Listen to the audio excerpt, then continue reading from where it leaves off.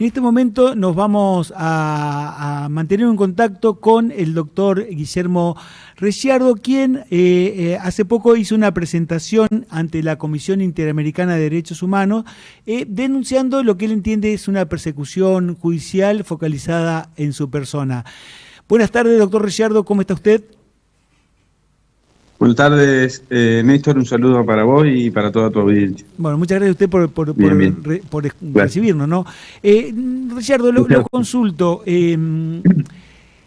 ¿Cómo fue la decisión de presentar esta denuncia en la Comisión Interamericana de Derechos Humanos? ¿Qué fue lo que la motivó? Bueno, principalmente la sensación o el sentimiento de que acá en Entre Ríos la sociedad o un sector mayoritario de la sociedad no tiene amparo judicial o no está amparado por el Poder Judicial o no encuentra en el Poder Judicial respuesta a un montón de situaciones que creo, en mi caso particular, tienen origen, o lo he denunciado y lo entiendo así, en algunas denuncias que yo he hecho, algunos funcionarios judiciales y algunas situaciones particulares que se han dado, como por ejemplo, yo denuncié la causa de los contratos truchos, antes de que fue archivada, digamos, mi primera denuncia, antes que explote después el tema de las tarjetas. Yo unos meses antes había hecho una denuncia donde se hablaba de que había un esquema de contrataciones irregulares.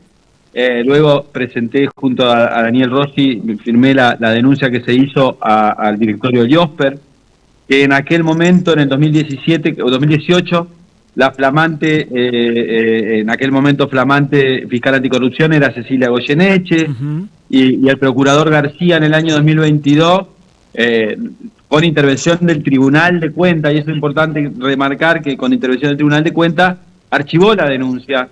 Nuestras denuncias que empezaban relatando una serie de hechos, que el primero era los sueldos exorbitantes del directorio, muy parecido a los fundamentos que da la intervención. Entonces,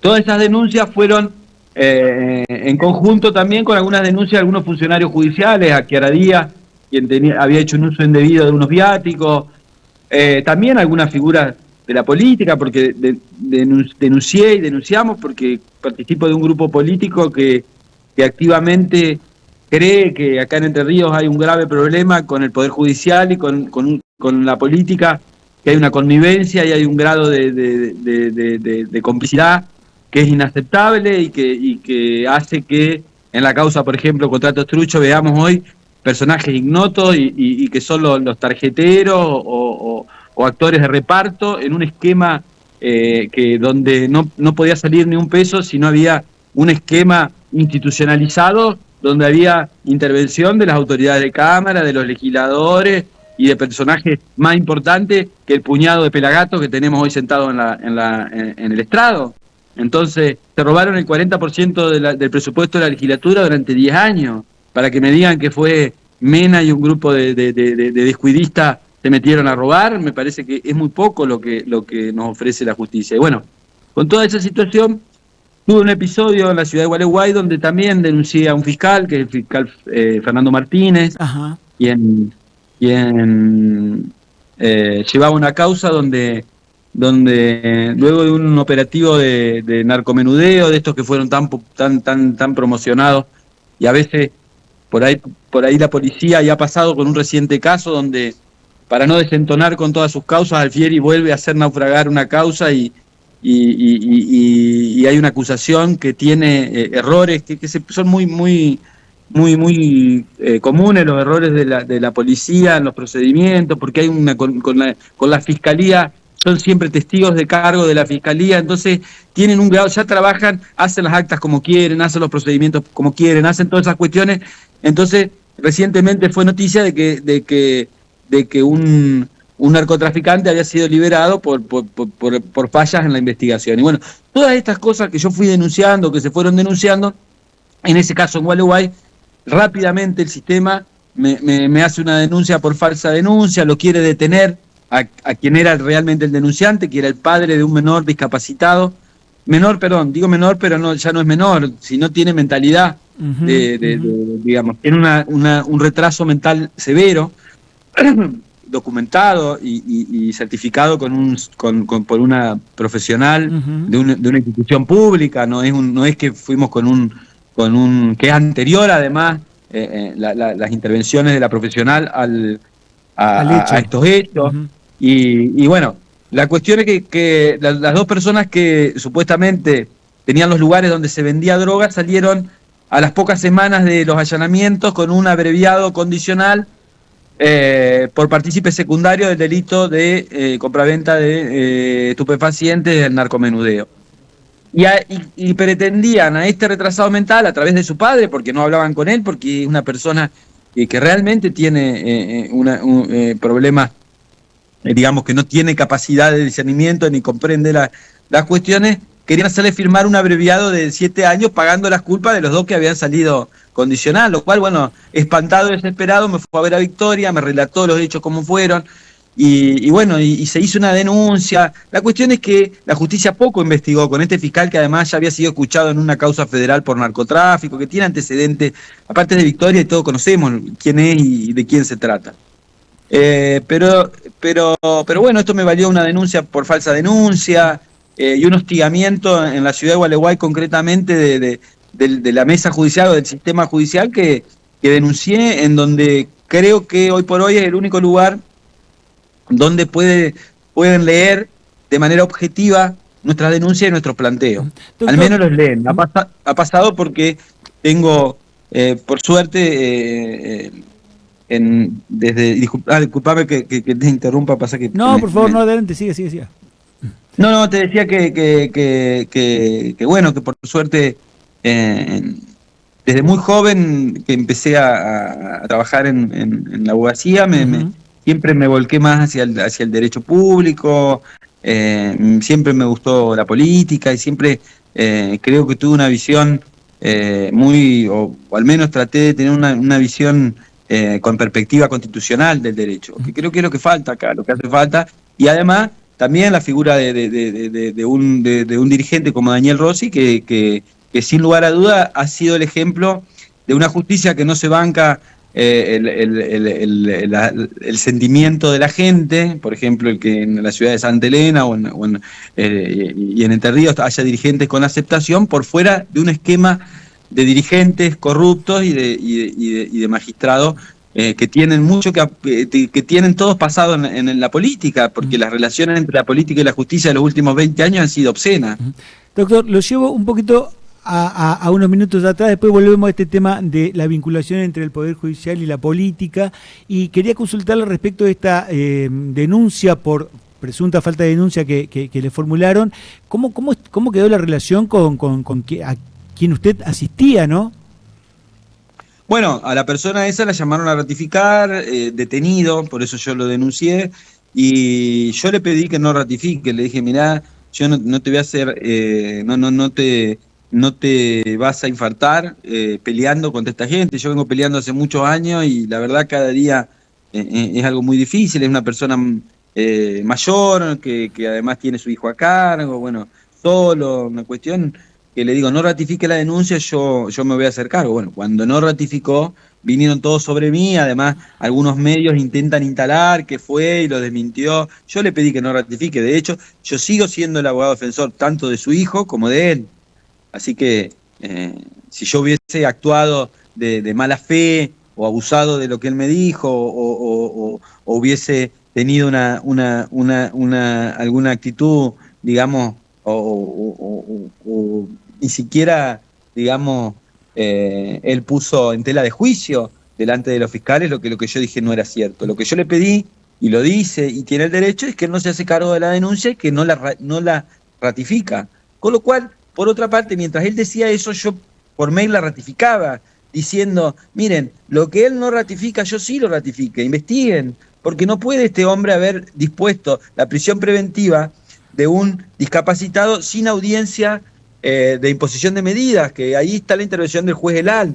y donde yo digo que se saca de contexto y se malinterpreta que dije el abogado le pidió $2.500 y que lo dividió con los fiscales y el juez. Lo que yo dije es que le cobró $2.500 por la libertad, por esa supuesta libertad, y en realidad lo que hizo fue acordar con el fiscal que un discapacitado firme que va a ir a prisión preventiva, y ese juez de garantía que tenía que hacer una audiencia no la hizo, porque si hubiese hecho la audiencia, se hubiese dado cuenta que estaba ante una persona que no podía decidir lo que estaba decidiendo, y dejó que eso se haga de esa manera. Acá había una causa que estaba direccionada, la palabra armada parece que es lo que estaba direccionada, llamémosla direccionada, a responsabilizar a un retrasado mental de la venta de estupefacientes en la ciudad de Gualeguay.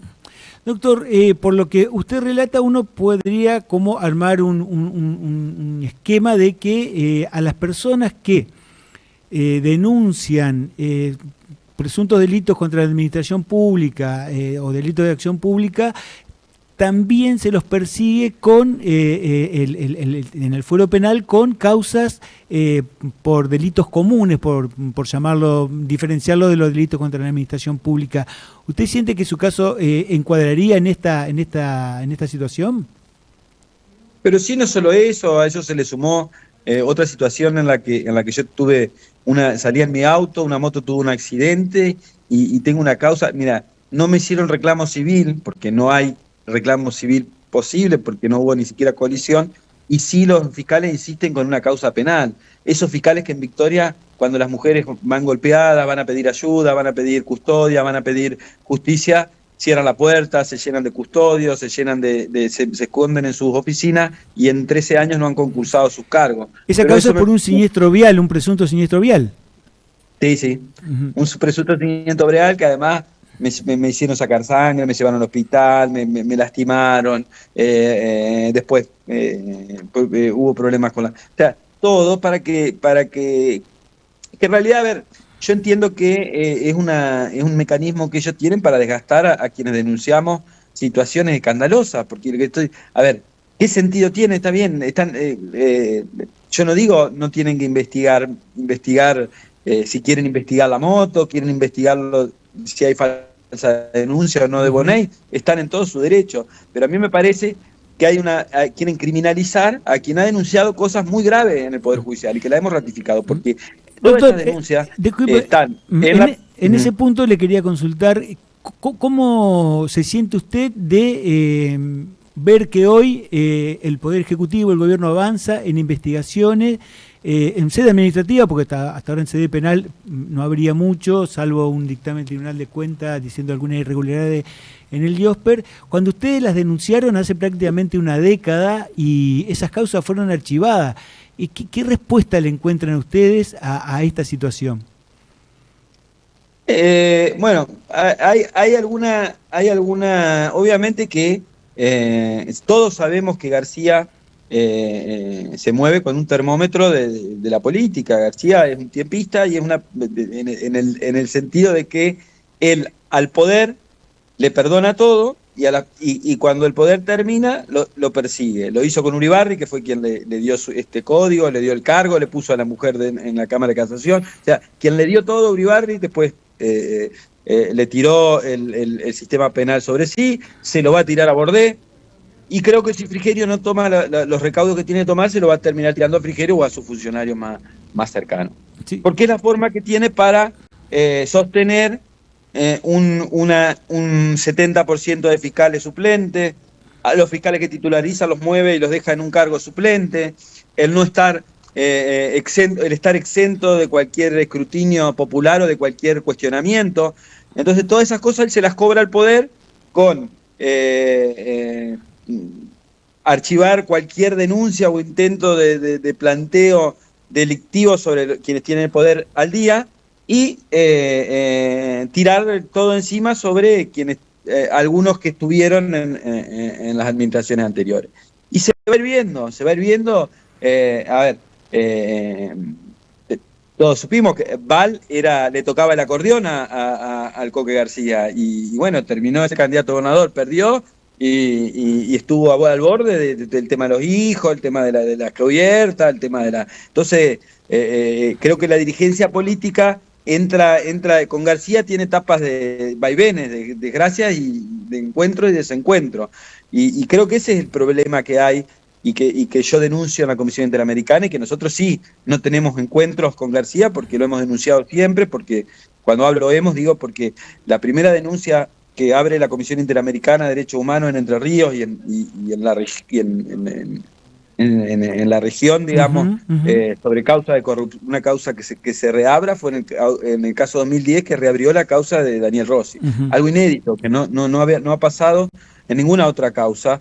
Había pasado hasta ese momento. Después hay antecedentes también en la causa de un expresidente peruano, no Fujimori, sino que estuvo después Alan García, no. Alan García, exactamente. Alan García, sí. Exactamente. Alan García. Abrieron también una petición por ese proceso. Doctor, mire, el tiempo ya se nos agotó. Sí.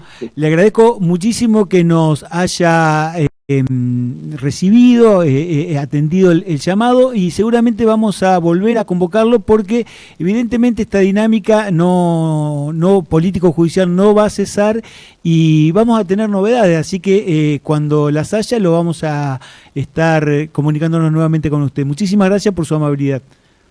No, gracias a ustedes, un saludo y bueno, muy amable por este espacio.